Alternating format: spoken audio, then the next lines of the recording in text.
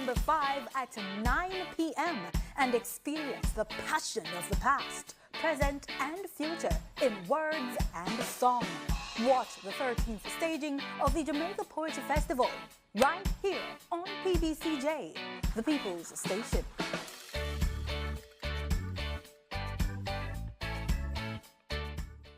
Watch the 2023 CCRP Living Legacy Awards. See and hear about outstanding Jamaicans in the field of medicine, education, culture, philanthropy, and more. I said to myself, no, Miss Lil, you can't do that in the talk of the town, in front of all these people of renown. Nor can you do some Brookings or Dinky Mini Ben or Kumina or Revival spin around. You're having a wonderful time?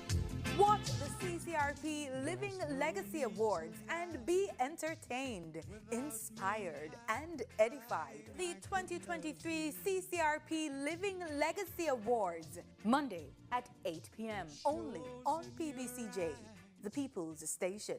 Setting things right, this Honourable House passed legislation against sexual harassment. My intention is to set Monday, July 3 as the commencement date of the Sexual Harassment Act. For years, there have been complaints about sexual harassment, and we did not have a legislation to address this, and so persons were suffering in silence. Know that the act is here. It says if you harass someone, you will pay. The law comes into force on July 3, meaning everybody is required now to take it seriously. Everyone should know that there is a process. You have been harassed, you go to HR. Give them all the information that is possible, when it happened, where it happened, all the details if there's anybody who was a witness. HR has 2 days in which to inform the person that there's been a complaint against them. They have 14 days in which to do an investigation. And if nothing is done, the person can now take their complaint to the tribunal. If the case is brought before the tribunal and the person is found guilty, the penalty for that is up to $1 million Jamaican dollars or imprisonment. The tribunal is housed within the Ministry of Culture, Gender, Entertainment and Sport. Persons can know that if they have a complaint, they can go to the tribunal. It will be taken seriously and it will be confidential. Keep that smile on their faces and preserve their innocence. Cherish the moments you have with them and create the best memories. Let's inspire our children to dream big and work hard to achieve all they aspire to be. Take the time to listen to our children and really hear their side of the story. Our children deserve love and the right to access their basic needs. Do your part and protect our children. Welcome to the CCRP Silver Club Series. Our mission really is to celebrate our seniors. That person in your home must have an understanding of the needs of the senior. There's a loss of balance you find there, falling out of chairs. When the older person says, I'd like to go for vaccine, they tell them no. I think that seniors are quickly becoming digital adopters. Stress is a leading contributor to Alzheimer's.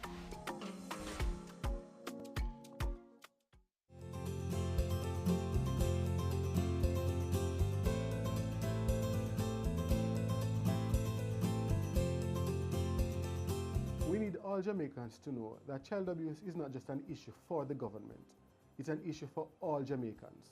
So we need everybody to help us to protect our children. If you know of a child who is being victimized, a child who is abused or neglected, just make that report so we can get that child the help they need. Calling or reporting is easy. All you have to do is remember to call 211. If you are an adult, if you're a child, if you are in church, in your community group, wherever you are, once you are aware there's a child who is in need of care and protection, just be the one and call 211.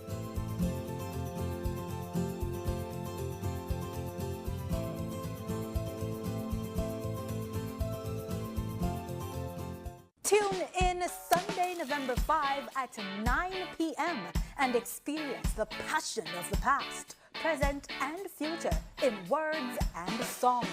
Watch the 13th staging of the Jamaica Poetry Festival right here on PBCJ, the People's Station.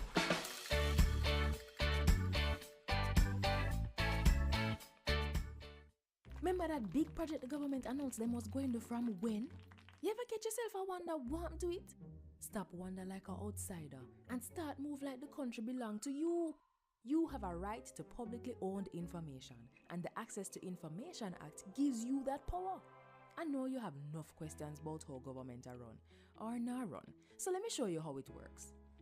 Say mosquito spraying going on in your community, your children asthmatic and you want to know what chemicals are in it. Or what about that Auditor General report on a public official getting twice his salary with no proper approval? Is your taxes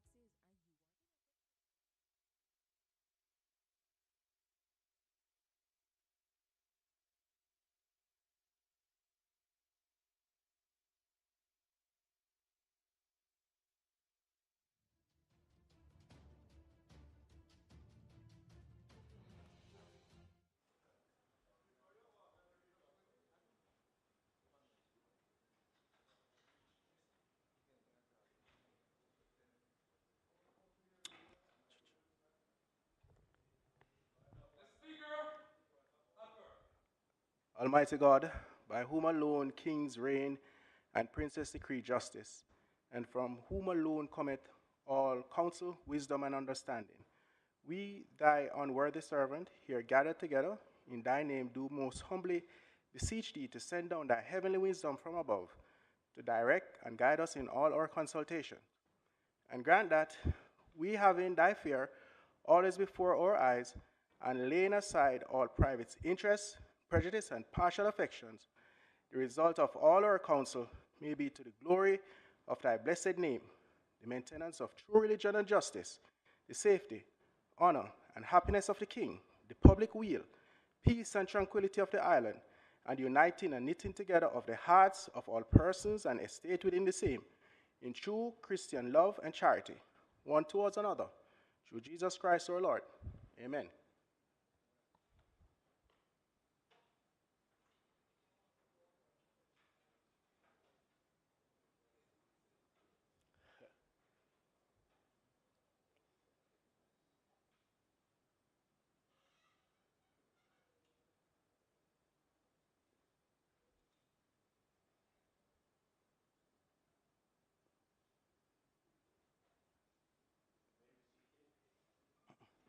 You may be seated.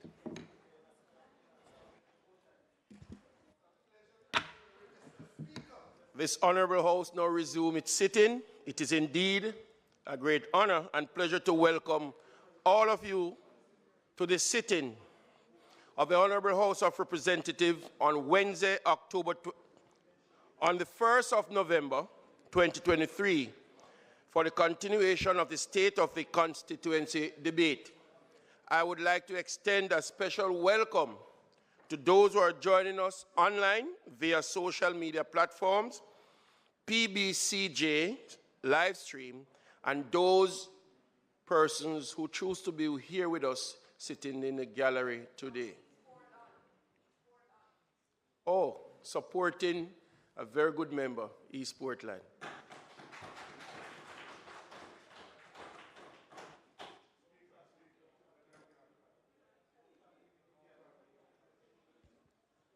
Sorry, no clapping in the gallery, please. Thank you.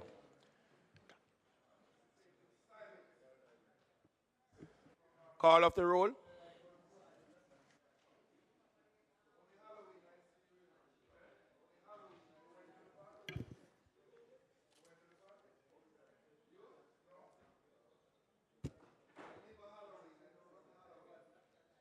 Mr. Bartlett, Mr. Holness, Dr. Clark, Dr. Chang, Ms. Grange. Nobody not listening. Nobody not listening to you. Members, we'll now have call of the roll.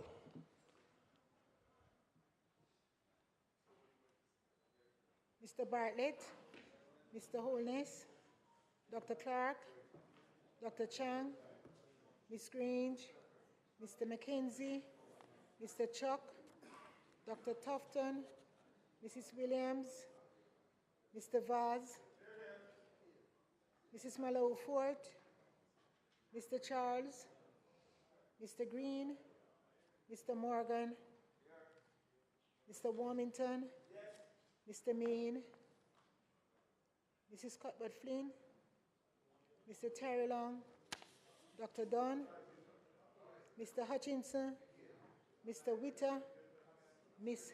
Smith, Mr. Davis,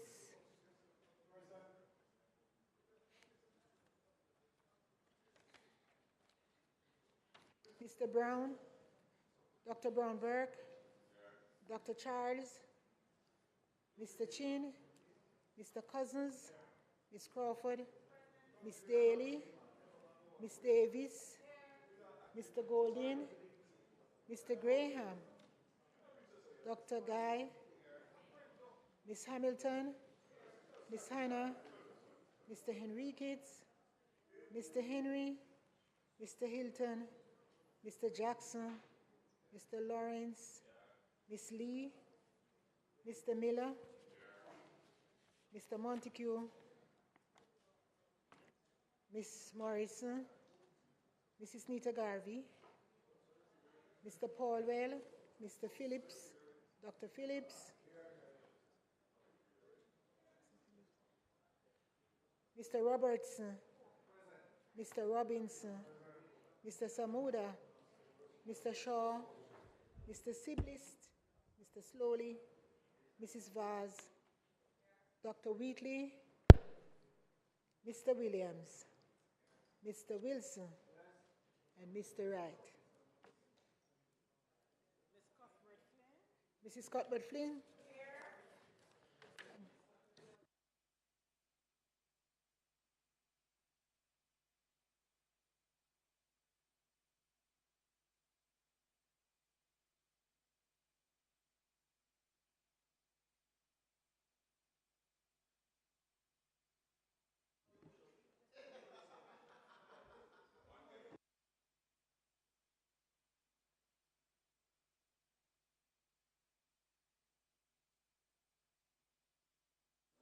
House Leader. Mr. Speaker, I'd like to join you, sir, in welcoming the members of the gallery from the great constituency, -1, of East Portland. And I'm sure that they will be delighted to hear the account of the stewardship of their Member of Parliament, who has done an excellent job for representing them over the last 2 terms. Mr. Speaker, today we pause to recall and reflect on the life of one who had been in this honorable House for 2 terms and who also served as a Minister of Cabinet,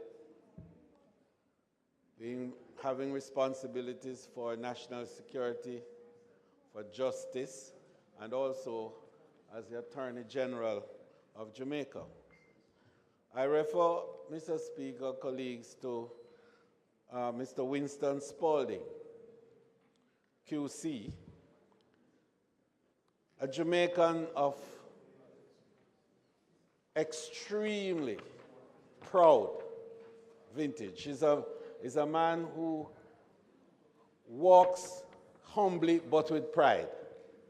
A man who really understood what it was to serve, was committed to serving, and executed his duties with great assiduity. Winston Spalding was no ordinary politician. In fact, he emerged at a time when Jamaica's political landscape was, to say the least, turbulent. It was a period of great uncertainty, too, when the country was torn between political positions and when, unfortunately, the specter of tribalism began to emerge in a manner that was unprecedented in our history. But Winston Spalding was committed to human rights. He was one of the real strong advocates of human rights in Jamaica, and he spent a lot of his time and practice in defending individuals, particularly those who were less fortunate and unable to deliver the type of resources that was required to secure justice at the highest level. Winston Spalding was so committed to democracy and to the electoral process that he spent an enormous amount of time and resources in struggling to get the electoral reforms that Jamaica now enjoys and to put us on a plane where we are part of the model of real democracy across the world and where our electoral system is seen as being at a high level of both efficiency and integrity. I recall very well the landmark case of Buck versus King in Eastern Hanover. And that really changed the game in terms of cleaning up the electoral system. And it gave rise in time to the establishment of the Electoral Commission. And before that, we had the Electoral Advisory Committee. And I think members like Carl Samuda here would appreciate that development in the early stages of the transformation of our electoral system and practice in Jamaica. He spent long hours in the courts advocating for these changes, and he was responsible for ensuring that the rights of the people of Jamaica was preserved at all times. As a Minister of Justice and a Minister of National Security and Attorney General of Jamaica, he underscored the commitment to upholding the rule of law and to ensure the safety and well-being of the Jamaican people. He was a representative of a constituency that I have the honor of representing today. Winston Spalding won East Central St. James by then the largest majority, just about 4,000. I managed to eclipse that in the last election with a margin of a little bit north of 4,000. And so he and I share that tradition of representation in the constituency. He then came to representation in the corporate area as the Member of Parliament for Southeast St. Andrew. And at that time, I was in fact the member for Eastern St. Andrew. So he was on one side of the road on Mountain View, and I was on the other side of the road. But we worked very closely and well, and I enjoyed also the privilege of sitting next to him in cabinet in the 80s as a young minister of youth, sports, and community development at the time under the prime ministership of the most honorable Edward Philip George Siaga. So, Madam, Mr. Speaker, you know you're going to suffer that a little bit until we get accustomed to it. So, Mr. Speaker, it is really with a great sense of pride that I reference his life and the achievements of this great son of Jamaica. And we say our goodbyes with a heart that is full of thankfulness, because few have walked through these walls in a period of 8 to 9 years and have accomplished as much as Winston Spalding. I close by saying that Winston Spalding emanated from a family of well-known politicians. And the interesting thing is that at one stage of the game, two brothers on different sides of the aisle were sitting in this honorable house when both Winston Spalding and Anthony Spalding from the PNP as brothers were in this hallowed chamber.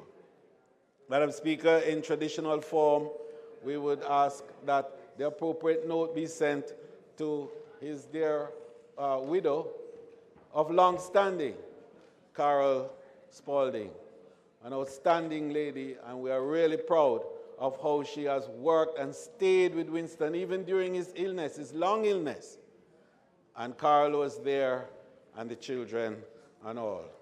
May his soul rest in peace and light perpetual shine on him.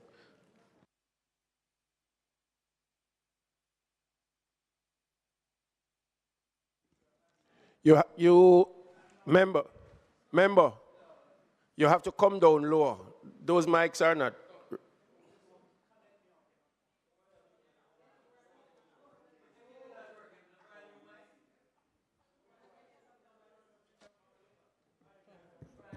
Am I on? Yes. Oh, thank you. Before I start, Mr. Speaker, let me say how very happy I am for the first time to address you formally as Mr. Speaker, the Deputy Speaker of the House. I just wondered how long it would take to get to where you are now, and I contemplate the distance you have to travel to become the Speaker of the House, as I know you will one day. Proud of you.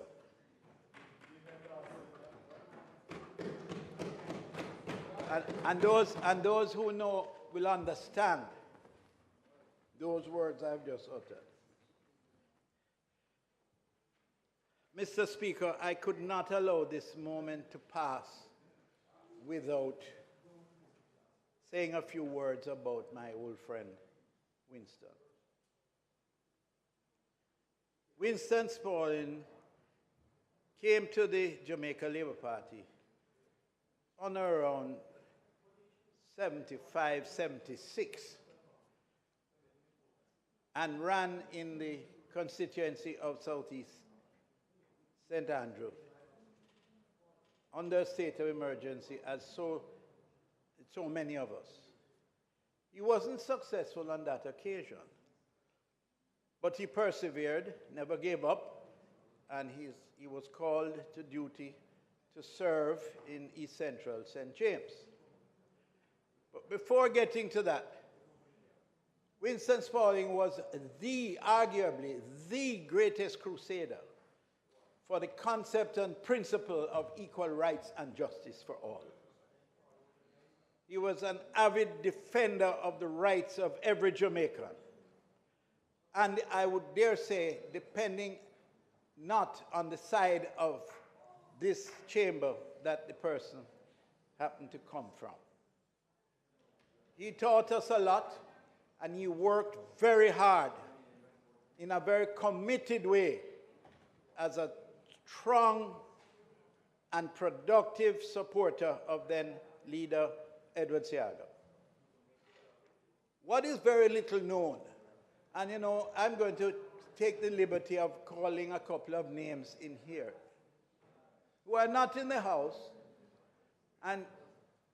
but need to be recalled.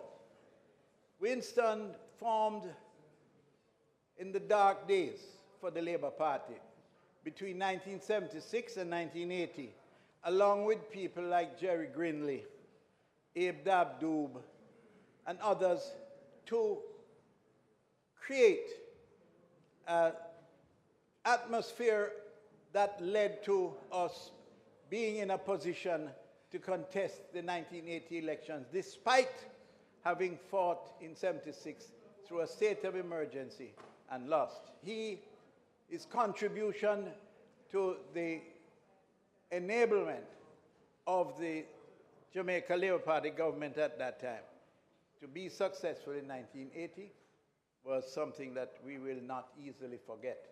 In addition to that success, he was made minister, or as a consequence of that success, he was made Minister of National Security and Justice, something that is rarely done but the quality of his contribution was such that the then Prime Minister felt it appropriate to name him to those two portfolios together.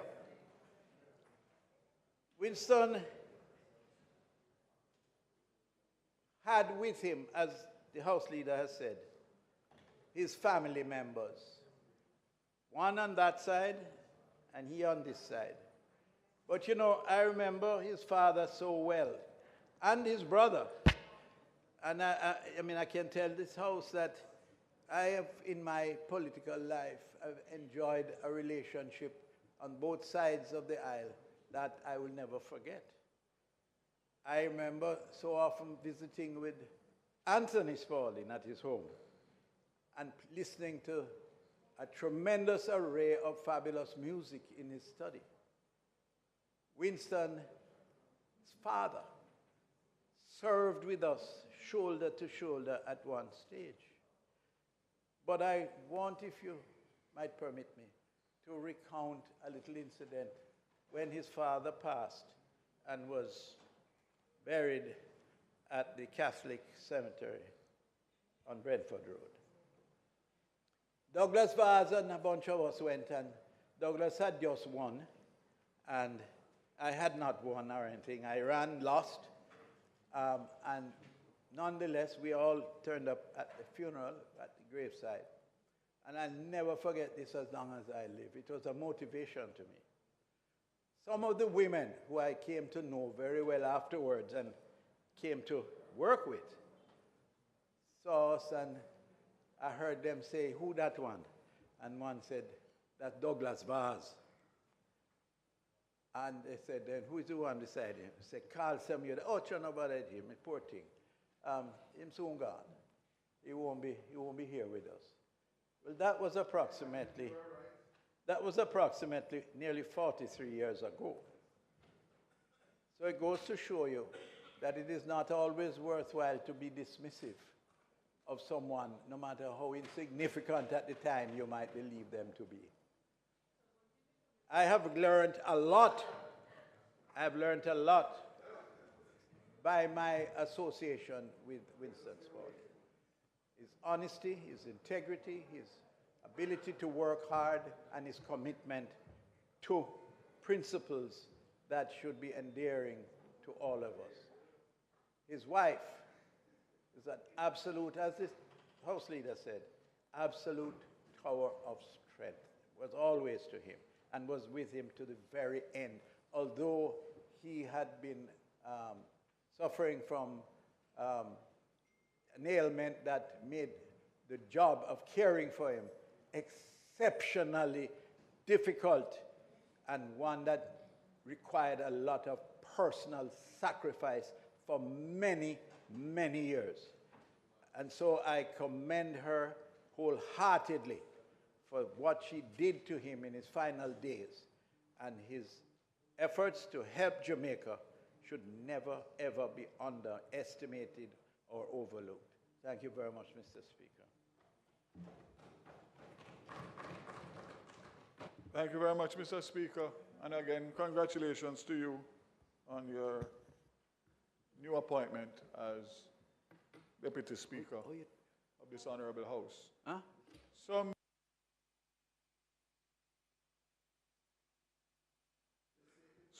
Some may wonder why a young man like me would be standing to pay tribute to Winston Spaulding.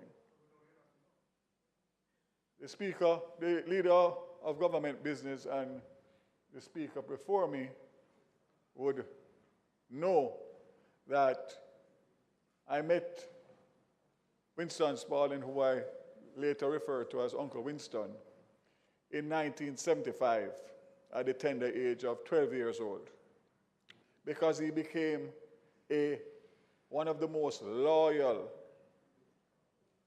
and trusted friends of my late father in a period, as was said before, that was a very, very, very, very unfortunate political period in our history. And based on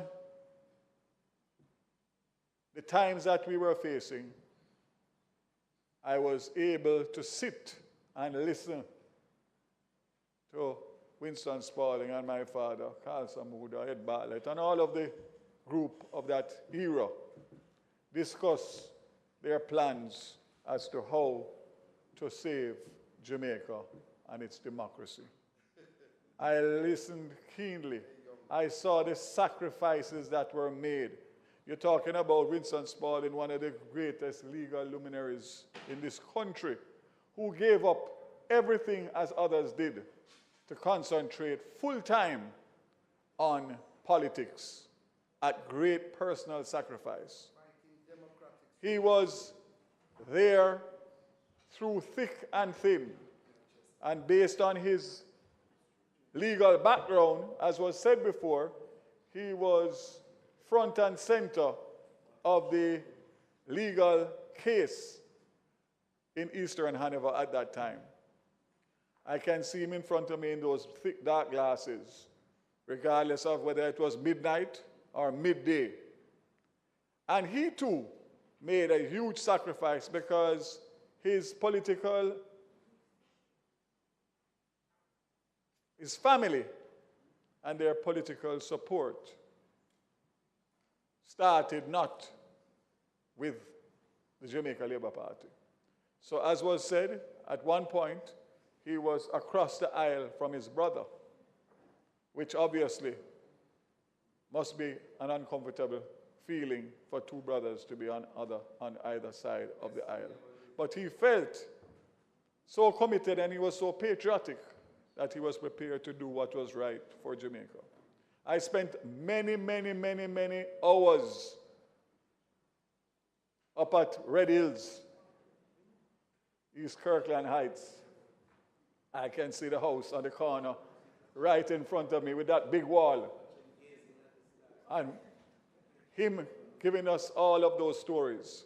So, in memory of both my father and Winston Spalding, it would be remiss of me if I didn't stand here today, because he also became a mentor to me and represented me in many legal matters during my business life. He was a true patriot, but most importantly, a family man going beyond the call of duty at all times. His wife, Ann Carroll, was always there to make sure and support him and give him all the support in his political career and, of course, in terms of running the household in his absence. So I really am honored to be able to stand up here and to pay tribute to Winston Spalding. May his soul rest in peace, as he richly deserves the rest. Thank you.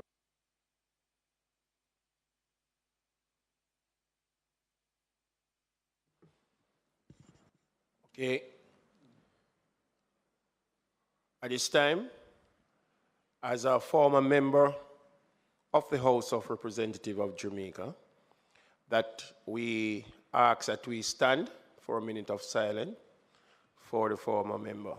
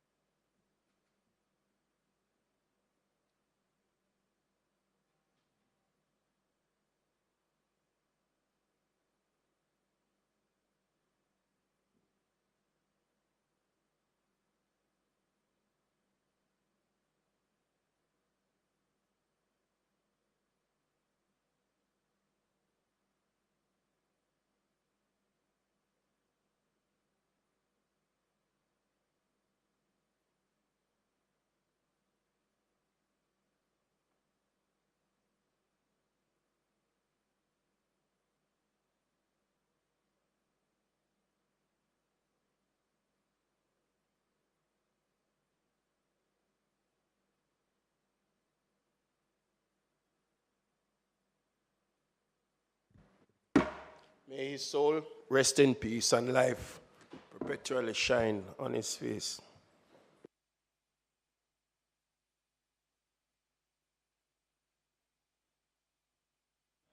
Statement by ministers.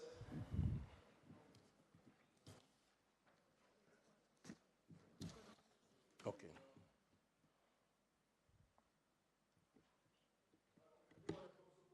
Mr. Speaker, there are no statements by ministers today, except I just would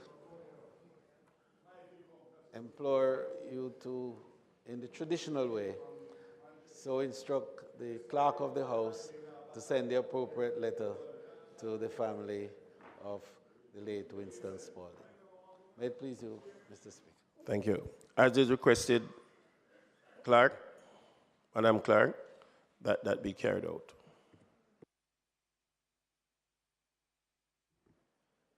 Announcement. Bills brought from the Senate. Petitions. Papers. Reports from committees. Notice of motion given orally. Ed, you do it. Mr. Speaker, I beg to give notice that the next meeting of the House I will move.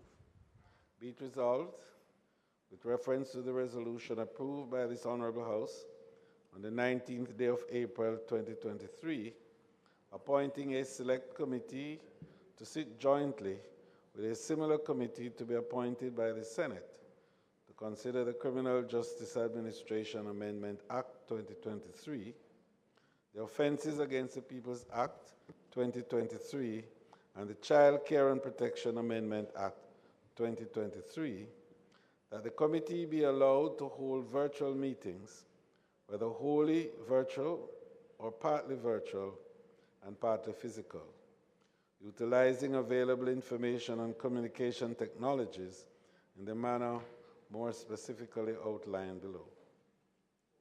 Preserving the rights, powers, and privileges, including voting rights, normally accorded to a member of a committee. The committee is empowered to 1, convene and hold meetings in virtual spaces created using information and communication technologies which shall be considered committee meetings for the purpose of the mandate of the committee. And 2, to allow access and participation from remote locations, as are enabled by means of information and virtual technologies by members and other persons authorized by the committee. 3, include members assessing and participating from remote locations as part of its quorum. 4, receive, consider, deliberate on, and respond to feedback and submissions in formats, modes, and media, and via platforms, modes, and media enabled by means of information and communication technologies from any person. And 5thly, to consider any and all information generated, communicated, and received via formats, platforms, modes, or media as enabled by means of information and communication technologies as forming a part of the record of these committee meetings. And be it resolved that any meeting held by the committee in this manner prescribed above, prior to the approval of this resolution, be deemed a duly constituted meeting of the committee. And be it further resolved that the committee be empowered to sensitize citizens and canvass their views by utilizing available information and communication technologies to conduct virtual town hall meetings and to engage in other forms of public consultation. Mr. Speaker, I further beg to give notice that at a later stage today, I will move for the suspension of the standing orders to enable me to take the motion. May it please you, Mr. Speaker.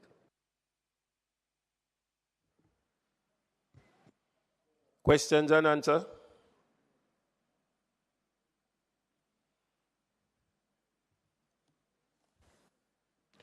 Motion that may be made at the commencement of public business requiring notice. Motion relating to the sitting of the House. Motion for leave to introduce bills. Presentation of bills without leave of the House first obtained. Public business. Mr. Speaker, I now move for the suspension of the standing orders to enable me to take the motion, notice of which I gave earlier. Those in favor? Those against? Ayes have it. Mr. Speaker, I beg to move that the motion be approved. The question is on the floor that the motion be approved. Those against? Ayes have it.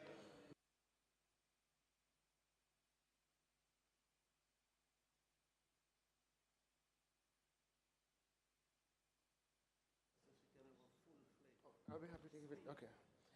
Madam Speaker, I just rise just to Mr. Speaker with the bow tie. I'm sorry. This Honourable House will recall that as part of the 23-24 revenue measures, I announced that the general consumption tax on the importation of live horses, small ruminants, and pigs will be eliminated to facilitate improvement in the breeding stock on the local market effective July 18, 2023. Mr. Speaker, the measure with respect to small ruminants and pigs was made permanent by way of a July 19, 2023 GCT order. However, with respect to live horses, due to a number of tariff codes that represent horses on our local market, only a part of the measure was implemented by way of that order. So there are lots of tariff codes for horses, it only had some of them. As such, to address the remaining tariff codes, there was an order pursuant to the provisional collection of tax order. That's just provisional. What the law says is that if I introduce it in the budget, I have 6 months to make it permanent. If you not make it permanent in that time, you need a provisional collection of tax order. So that's what you did. Thank you very much while I was away. That was done to make sure that our citizens could get the totality of the benefit as envisaged when the benefit was announced. That order was confirmed in this Honourable House last week. Mr. Speaker, today I seek to make the order with respect to these remaining tariff codes permanent. This measure, Mr. Speaker, is intended to stimulate the growth in the horse racing industry by encouraging the importation of better quality horses, given the fact that the breeding stock has been totally, I'll use a non-horse word, but depleted, meaning it's not able to regenerate itself without imported stock.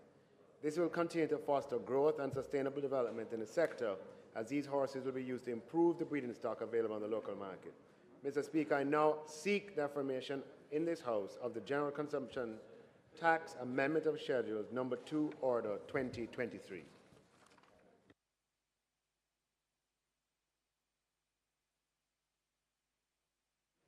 Mr. Speaker, the opposition has no objection. When the matter came before us, we supported it, and this appears to be an administrative correction to something. So we have no objection to what the minister is proposing. I ask, therefore, Mr. Speaker, that it be affirmed and approved. The question is on the floor. Those in favor? Those against? The ayes have it. Mr. Speaker, let's allow for this very next and most important item on the agenda to have its course. I beg to move for the continuation of the State of Constituency debate. And why are you so? Allow us to have a good opportunity to introduce the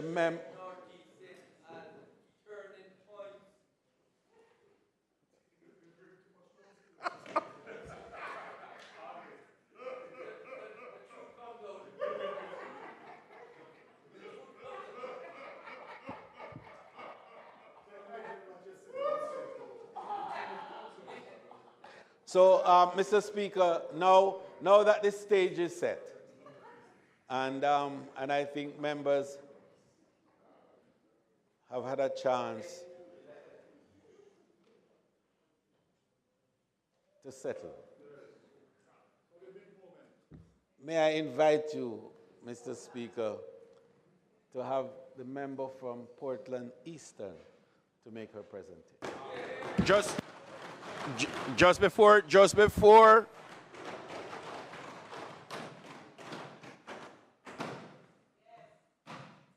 member from East Portland, at this time, you have the floor.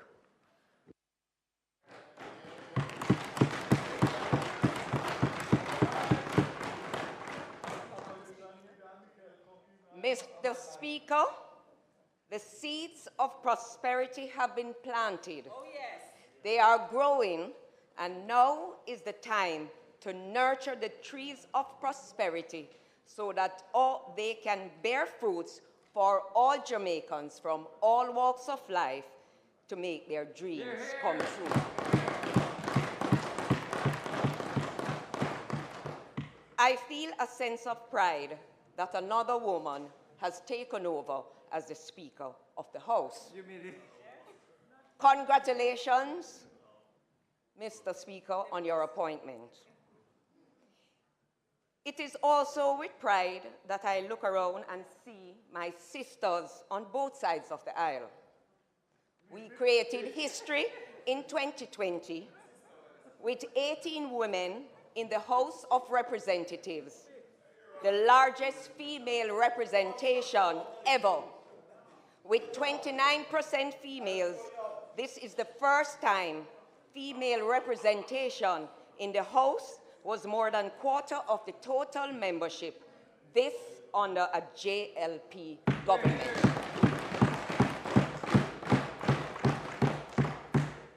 Mr. Speaker, as the first female member of Parliament in the history of my East Portland, one of the goals of my entry into representational politics is to show that women can take their rightful place in any sector they want, male-dominated or not.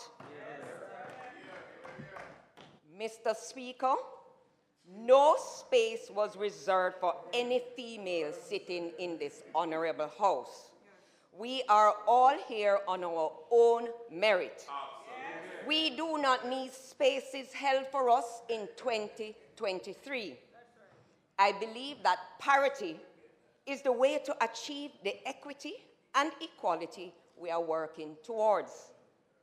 This government is committed to leveling the playing field through legislation and continues to enforce legislation such as the Employment Equal Pay for Men and Women Act to achieve equity and equality. Safe working environments for women is a must in all sectors. Since my last presentation, the Sexual Harassment Protection and Prevention Act, passed in 2021, came into effect July 3rd, 2023, a major safeguard for women. I must congratulate Minister Grange for her tireless efforts in this critical area. Mr. Speaker, personally, it was my goal when I entered representational politics that I achieve parity with our political representatives in East Portland. Madam Speaker, I am here to say to all that when the next local government elections are called, this goal will be achieved. 2 female councillor caretakers, Rosemary Lindo and Shanique Green, will join me in representational politics. Along with our sitting councillor, our mayor, Paul Thompson, and 2 male councillor caretakers, Emile Rodney and Atlee Clary. Mr. Speaker, Nine love. Mr. Speaker, I urge all females to unite instead of fight. Hold hands and unite so we can get this show on the road by playing our part individually and collectively to achieve parity at a faster pace. After all, it was Margaret Thatcher who said, if you want something said, ask a man. If you want something done, ask a woman. Mr. Speaker, it is an undeniable fact, and I speak of my sisters on this side of the aisle, that our collective performance for female members of parliament have been lauded across the island. I want to thank my sisters on both sides of the aisle for their continued actions. We are nurturing the trees of prosperity. Mr. Speaker, sports is a great unifier. The Anne-Marie Vaz Women's League for high schoolers, established in 2019, paused due to COVID-19, in April of this year completed its third staging. Madam Speaker, globally women's football is on the rise. Jamaica must ensure that preparations and funding are in place so that the raw talent unearthed in the Anne-Marie Vaz Women's League, such as Gemma Jones, Jelisa Clark, and Tashelle Davis, can be found and nurtured. Mr. Speaker, I urge the Minister to ensure that as the economy continues to strengthen, funding is put in place for women's football, not only at the high school level, but at the primary level across the island. I will do my best to ensure this league is a legacy for all young women in high schools in Portland long after my exit. Mr. Speaker, the fiscal outlook for Jamaica is the best in history, and therefore I know this appeal will not fall on deaf ears. In addition to the Anne-Marie Vaz Women's League, we have supported numerous sporting events by providing funds for other football leagues, for cricket, netball, and track and field. Madam Speaker, sports teaches discipline, commitment, dedication, and hard work, qualities needed for a prosperous and successful life for all individuals who dare to dream of a better life. Mr. Speaker, Carter Park is our main sporting center, and it's our aim to develop it into a world-class sporting facility in the East. This will be done through public-private partnership at an estimated cost of $150 million. So far, $23 million has been spent on stands, etc., with a further allocation of $9 million to sort sewage issues. I am pleased to announce that we have received lights thanks to SDF and are awaiting the posts and wiring to make the dream of night football a reality. MP Vaz and Dunn, night football is no longer a dream, but will soon be a reality at Carter Park. Let the night games begin. We are nurturing the trees of prosperity. Madam Speaker, I want to thank the Prime Minister for his vision for the South Coast Highway Improvement Project. This multi-billion-dollar investment in the forgotten eastern end of the island. Madam Speaker, to say that the journey to making this highway a reality has been filled with pain, not only by me and my constituents, but for the numerous visitors to my beloved Portland. To say it has been a pain is definitely an understatement. Mr. Speaker, but like anything else, nothing good comes without a struggle. Madam Speaker, this highway is already providing economic gains for my people in the form of jobs. Kalia Reynolds, Jamaica's leading business and financial journalist, reported in August of this year that land prices have increased 61% since 2019 when I was first elected and the highway was announced. Mr. Speaker, the local contractors and I have been bearing the brunt of this crisis. One of the many things contributed to the crisis is the fact that these contractors have never undertaken the scope and magnitude of the work that they have been tasked to do. Never in Jamaica's history have we seen this magnitude of road network that is being undertaken in the East. Upon completion of the highway, not only will my East Portland family benefit economically, but the contractors would have learned valuable lessons, which will ensure that the continued network outlined by this organization is carried out in a much more timely, orderly, and expeditious manner. We thank them for stepping up to the plate, and we also know that China Harbour has learned valuable lessons. Mr. Speaker, sooner than later, this pain will be forgotten and Portland will continue its rise as the place of choice to live, work, and raise our families. Madam Speaker, Mr. Speaker, not only is attention, that word sweet me so much, sorry. Mr. Speaker, not only is attention paid on this highway, but we are concentrating on the inner roads that have been neglected for decades. Mr. Speaker, in my last constituency debate, I lobbied for the following roads: Seaman's Valley, Johnstown, continuation of Kent to Millbank, Cornwall Barracks, Norwich Heights. Listen to action. Yes. With the over $40 million allocated to all 63 MP, Seaman's Valley, all the way to Alligator Church Bridge, is complete. This is a critical road that benefits 4 communities. All road users are still in the disbelief that this road is fixed and continue to express their gratitude.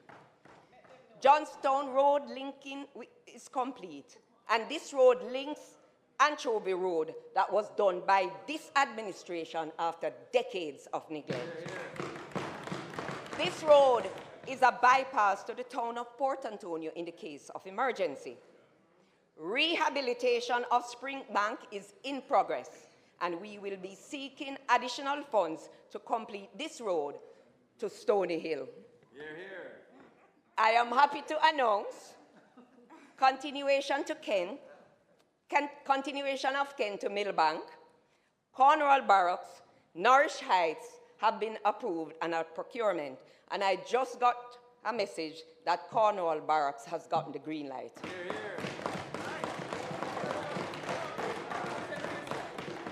We thank Minister Warmington. You are made for this job, sir.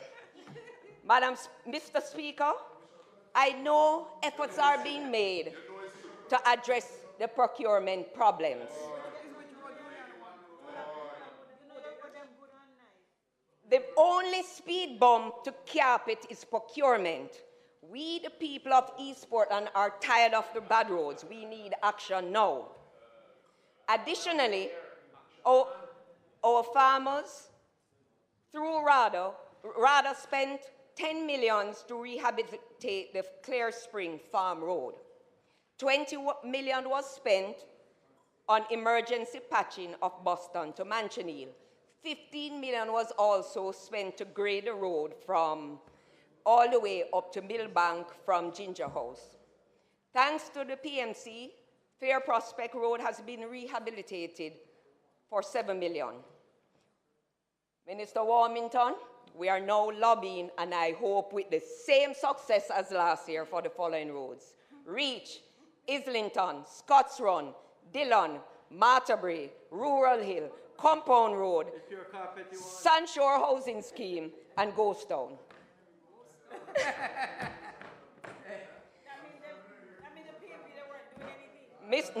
Nothing. Mr. Speaker, plans for the $40 million bypass of the town of Port Antonio is on its way. This is desperately needed due to congestion in the town. I would like to thank the Port Authority for hearing our cries and opening the Marina Road on Thursdays and Fridays to ease this congestion. Making representation matters. We are nurturing the trees of prosperity. Mr. Speaker, water is life. Portland was one of the rainiest parishes in Jamaica up to the last 5 years, with numerous rivers and springs. During this time, minimal, if anything at all, was done to ensure this precious God-given commodity was available to all. On the long list of the legacies of shame left by the previous administration, this must be the worst. Talk about 32 years of missed God-given opportunity. If you think having pipes that are not connected is bad, I can say to you that what is bad is having no pipes at all. Mr. Speaker, action is finally here. Over the last 4 years, we have completed numerous water projects for millions of dollars across the constituency. This year, the Turtle Crawl Water Improvement Project was completed at a cost of $35 million. This has reduced the amount of water being lost to leakage and theft, providing more water from Turtle Crawl to Boston. Additionally, when the new lines are commissioned along the South Coast Highway Improvement Project, water will be able to reach Fair Prospect. The upgrade of the Grants Level well, which serves the town of Port Antonio, is in progress.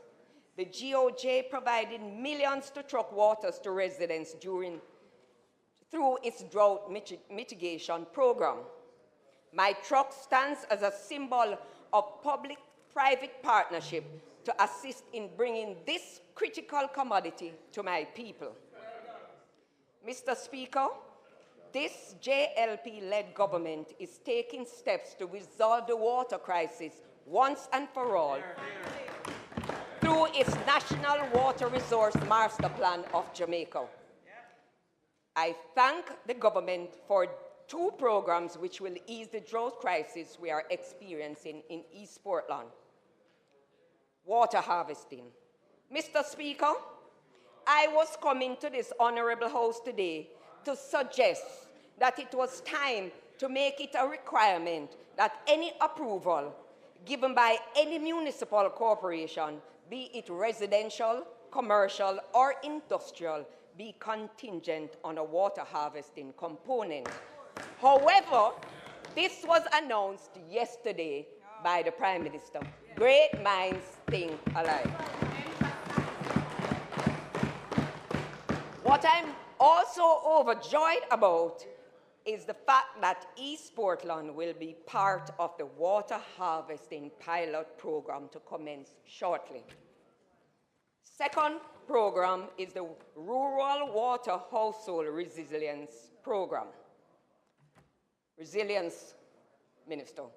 We have already distributed numerous tanks across the constituency.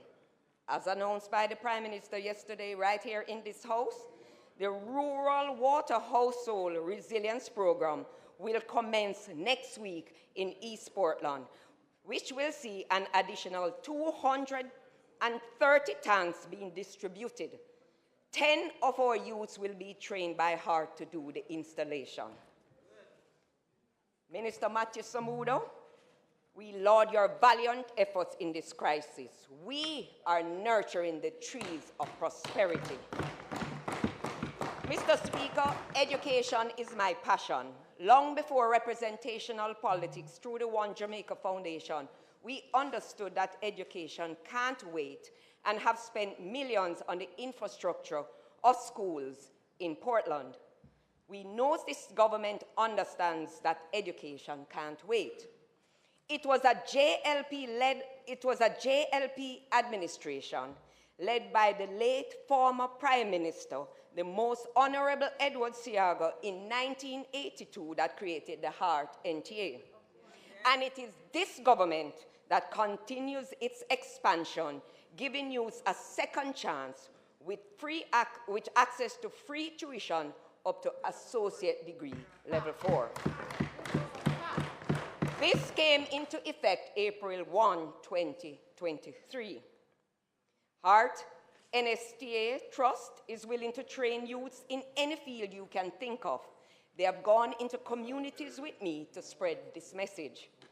Madam Speaker, might I add that education is a lifelong journey and not restricted to youths, and Heart has programs in place for adults of any age to learn and better themselves. In the words of the Prime Minister on October 25, 2023, the secret of growth is not just access to financing and borrowing. There is a significant element of investment in developing human resources because the new industries and enterprise that will come into the economy will rely heavily on the upskilling of our labor force.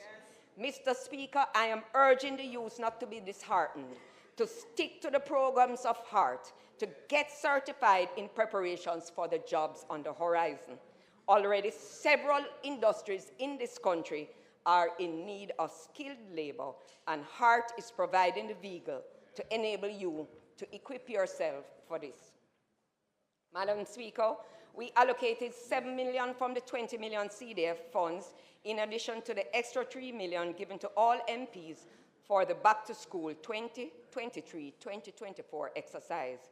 We assisted 40 college students with grants of $100,000 each, totaling $4 million. We have also given book vouchers valued between $4,000 and $10,000 to 1,500 parents to assist them in sending their children back to school. In addition, we hosted a back-to-school fair in Port Antonio, where we did free medicals, handed out school supplies, offered haircuts, rides, and entertainment. Still, this was not enough, and I want to thank my donors for the additional funds to help other children. Mr. Speaker, I am kindly reminding Minister Williams that the Port Antonio High School is still on the shift system, which is untenable. We are asking the Minister to action this. We are nurturing the trees of prosperity. Mr. Speaker, the Hope Social Housing Program is one of the best things done by this administration.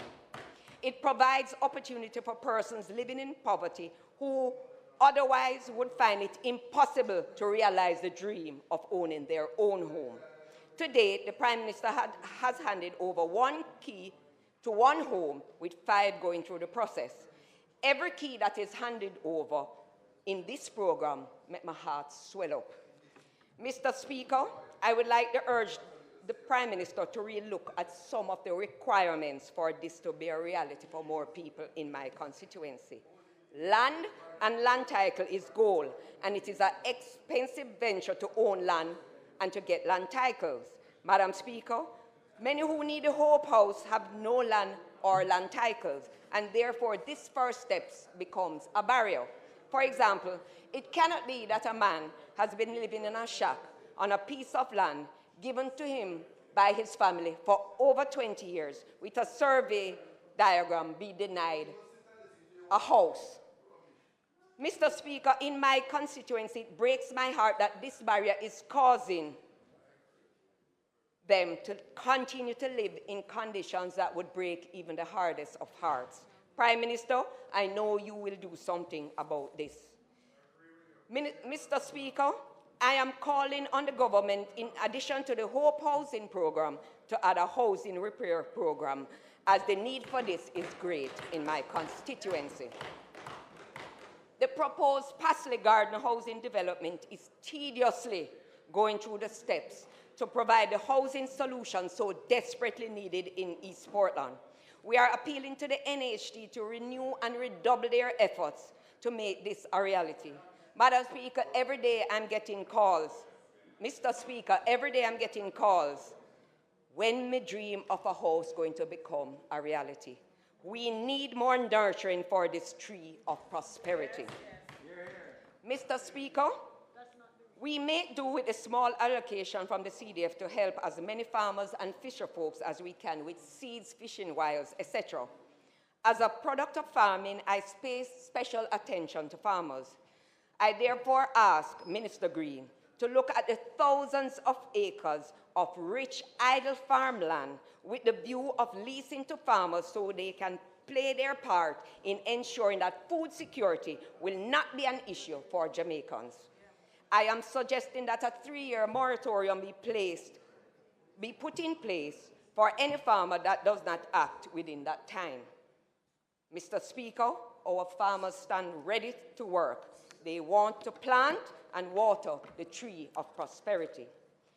Mr. Speaker, our free mammogram program through the Action and Foundation and other stakeholders is in its 4th year. To date, we have spent over $7 billion benefiting hundreds of women in Portland. They are taken by bus to Kingston, given a stipend, and returned to Portland. I make it my priority to put in place this program as early detection saves lives. This year, we are doing free mammograms for 120 ladies. Minister Tufton, I see what you have done for Cornwall Regional Hospital. Port Antonio Hospital needs a mammogram machine. Portland, St. Mary, and St. Thomas have no machine, and this is long overdue. We want you to put this in your 2023-2024 budget. Let this be the last year that my sisters have to make this journey from Portland to get tested. After all, our health is our wealth, and we must do all to protect it. Mr. Speaker, my big ticket item today is the request that an action team be set up to actively begin plans for the relocation of the Port Antonio Hospital, which has outgrown its current capacity many years ago. With the increase in population and anticipated developments, this situation is now untenable. Action is needed now. We are nurturing the trees of prosperity. We all know of the devastating fire that ravaged the iconic Musgrave Market along with other businesses. 200 vendors were displaced and are currently selling on the street. The Action and Foundation have so far raised over $40 million to assist the victims and with the rebuilding of the market. We have given each of the 200 victims a compassionate grant of $100,000, totaling $20 million.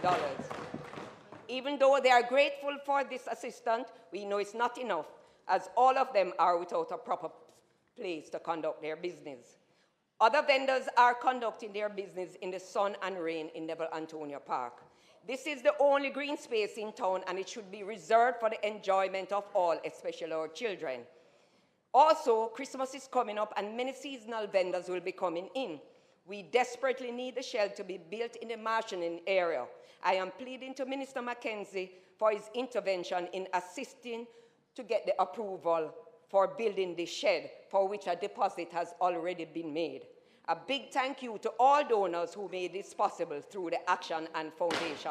We could not have done it without you. Last year, I stood here and spoke of the homeless situation in Port Antonio.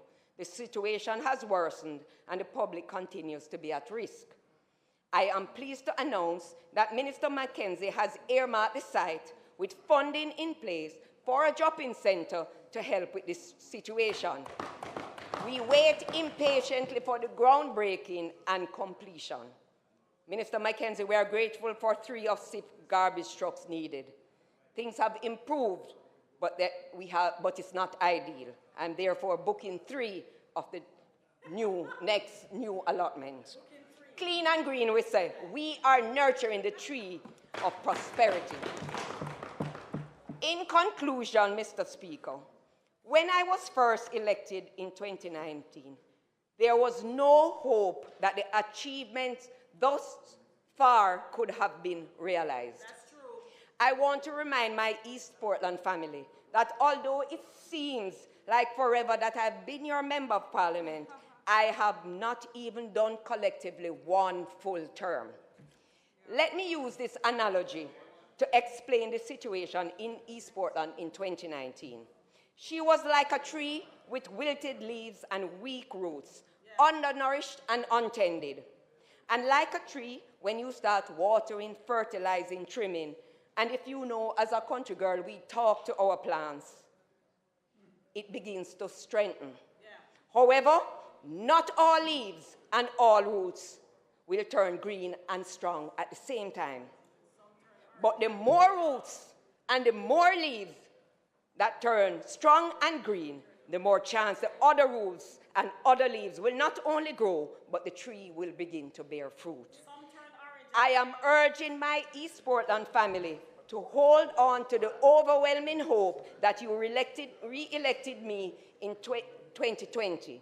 I am committed to nurturing the tree of prosperity for all, enabling all of us to become green, strong, and prosperous. The transformation of Jamaica, the transformation and prosperity of Jamaica is happening right before our eyes. This is an undeniable fact, but it will take more time for it to trickle down to all.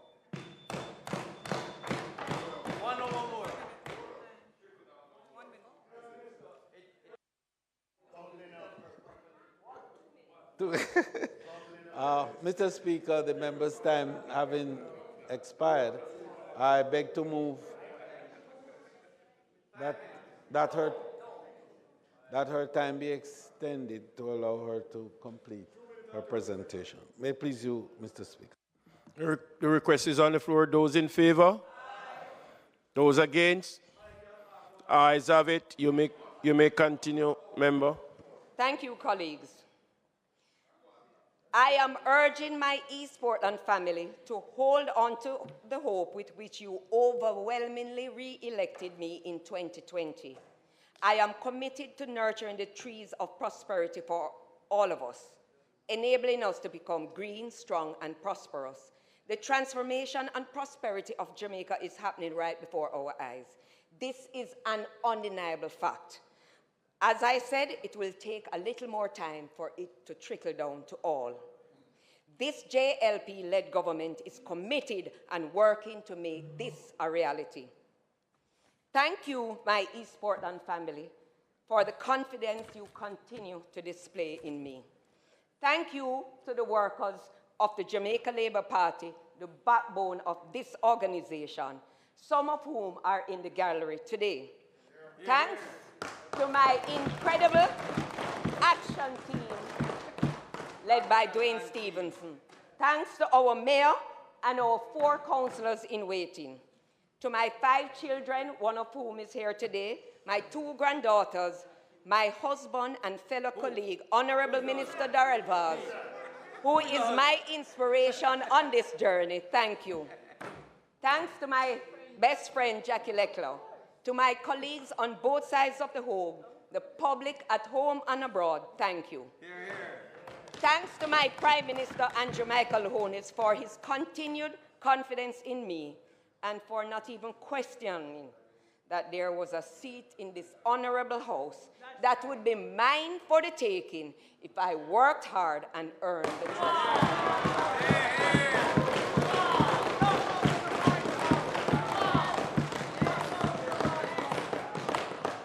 Eva May, my angel, thank you for instilling in this proud country girl that she can not only be Mrs. Vaz, a title I proudly wear, but anything she sets her mind to at any age.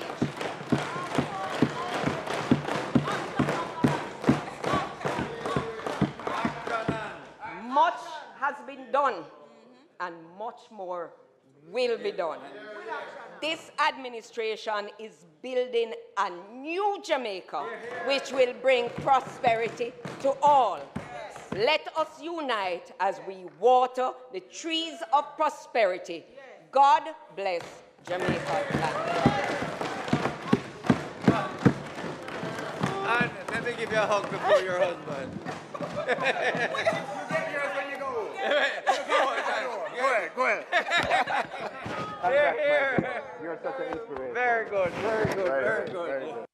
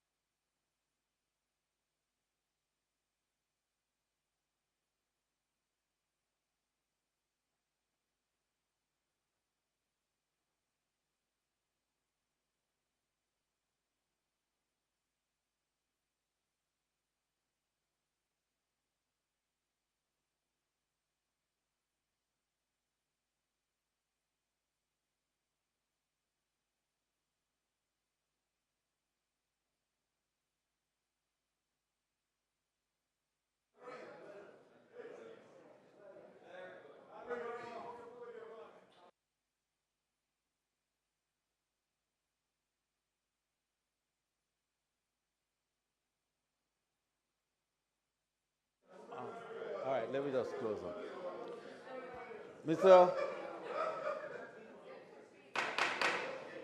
Mr. Speaker. Members.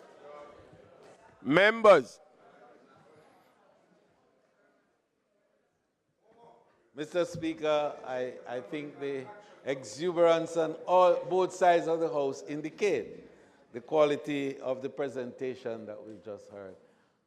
A wonderful way to close today's sitting of the House.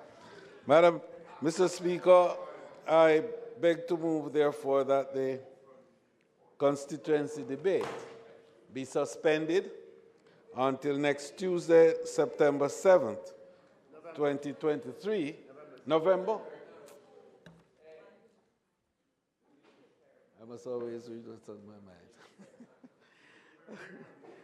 November 7th, 2023, when the speakers will be the member from Kingston Central, Donovan Williams, the member from St. Anne Eastern, or Southeastern, I think, Lisa Hanna, and the member from St. Catherine Eastern, Denise Daly.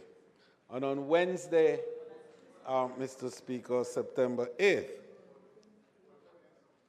Mr. Speaker, I'm going to have a word with the clerk afterwards about these prompts. It is an ember, but it's not September. Yes.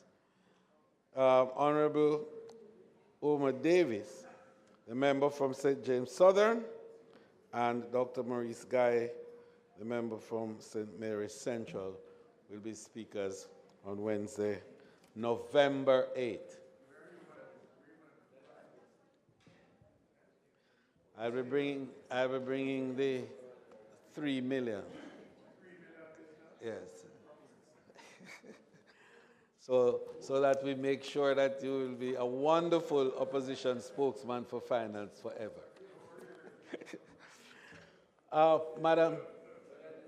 Madam Clerk, the question, therefore, is that the motion for the suspension of the debate be put. The question is on the floor. The request is on the floor for the suspension.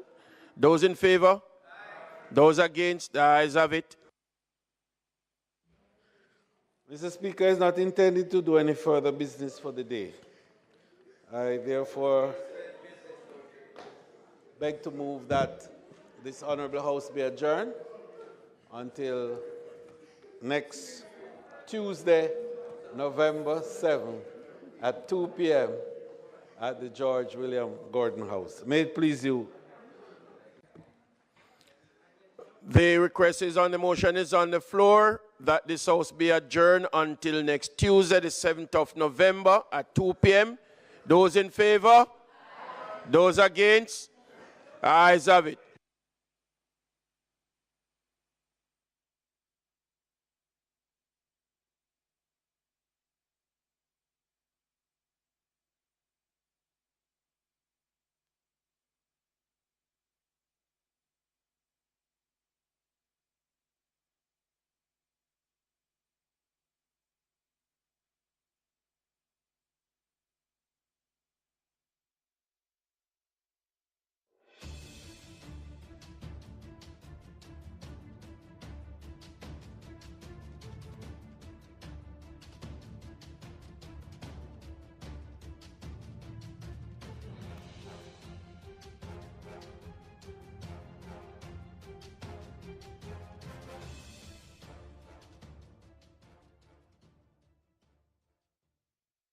Watch the 2023 CCRP Living Legacy Awards. See and hear about outstanding Jamaicans in the field of medicine, education, culture, philanthropy, and more.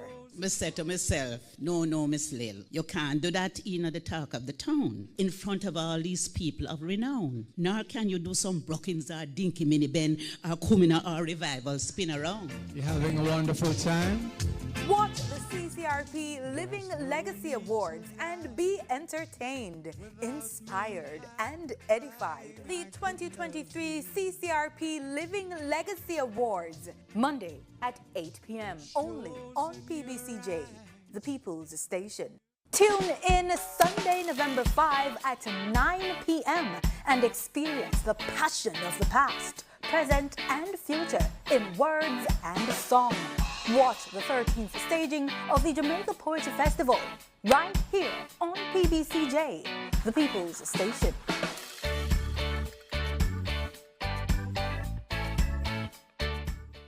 This is the Aedes aegypti mosquito that spreads the Zika, chikungunya, and dengue viruses. Search for its breeding sites and destroy them. This is the Aedes aegypti mosquito that spreads the Zika, chikungunya, and dengue viruses.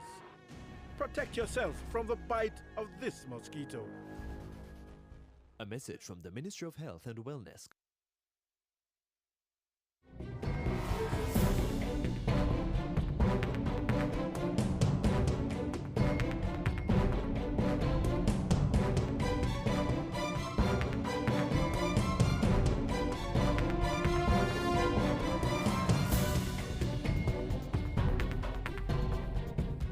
We have declared that we're now in a dengue outbreak. The dengue type 2 strain is the most prevalent strain right now. The last time this was predominant was in 2010. What this means is that persons less than 14 are more likely to be affected. Dengue type 2 is known to produce a more severe illness. In addition, because persons would have been exposed in 2019 with dengue type 3 or 4, they will now get dengue type 2 as a secondary illness. And secondary dengue is also known to produce a more severe illness. In 2019, our children were affected severely by dengue, and many of them passed. Now, a lot of those deaths was caused by the use of medications such as ibuprofen, diclofenac, and medications called non-steroidal anti-inflammatory drugs to treat fever. These medications either cause bleeding or worsen bleeding. I'm asking all parents, please consult with your pharmacist.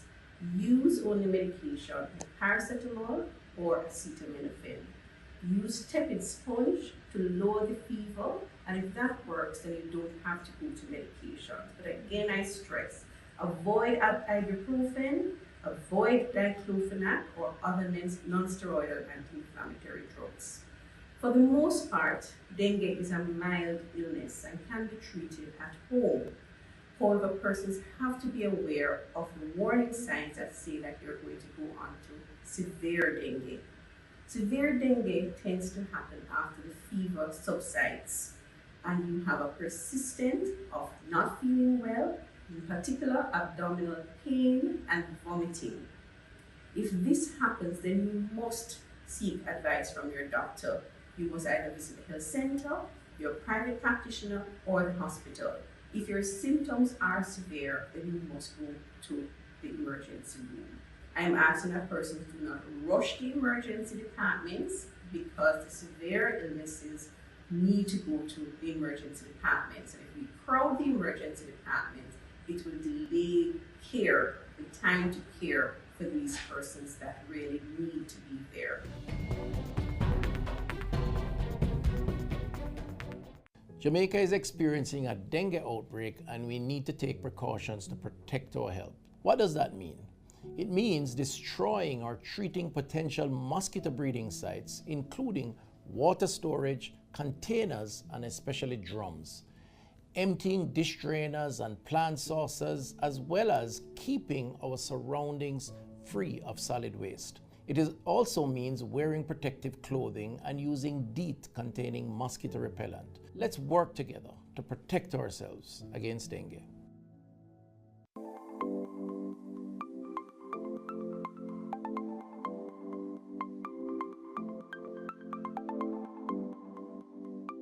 It's a seasonal task, but with that seasonal tax, it becomes a lifetime responsibility.